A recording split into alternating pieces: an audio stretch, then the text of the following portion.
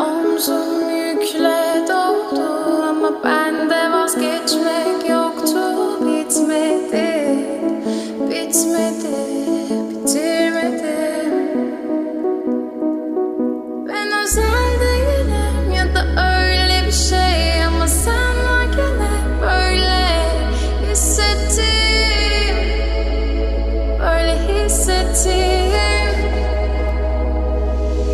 Yanan her şey görünmüyor olmalı, bunu sen de hatırlarsın da artık geç.